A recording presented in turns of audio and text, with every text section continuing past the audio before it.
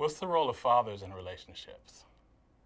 You know, the role of fathers in our society is going through some changes. You know, the traditional role of fathers, well, I guess we should start with the traditional role of mothers was to raise the children. The traditional role of fathers was to criticize the mother for how she raised the children. And you should be laughing at that. If you're not laughing at that, then maybe you want to talk to your mom and dad a little bit. But we're seeing that more and more the traditional role of dad, who used to be the disciplinarian, and mother, who used to handle the nurturing side of the relationship, can be done more and more by both parents. And that's part of the outgrowth of the feminist movement, that you don't have to be a man to discipline, you don't have to be a woman to nurture. And yet we still know there's still some differences between men and women that come out and play, you know, in the parenting roles. There's a lot of research that kids that grow up with a father in the household do better in life. That may be because of the role modeling of having a father there, that boys learn how to be men by watching their father. Girls learn how to relate to men by having a father and being involved.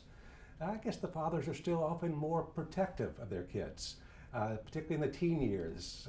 You know, I know in many communities having a dad around can really persuade teenage boys to be a little more respectful of teenage girls. When the dad's absent, sometimes they, you know, maybe don't take the situation as seriously. So you've got some specific things like that that do play into the importance of dads in the relationship.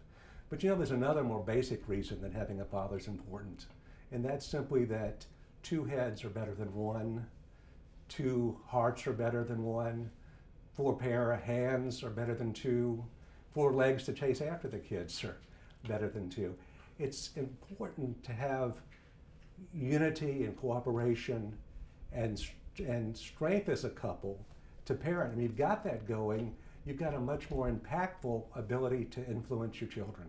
So parents that cooperate together, husband and wife together, are going to have the strongest influence on kids. Now, I guess I should have one little caveat to that. If the dad is abusive or creates so many problems in the family that it's more negative than positive, then it's going to backfire.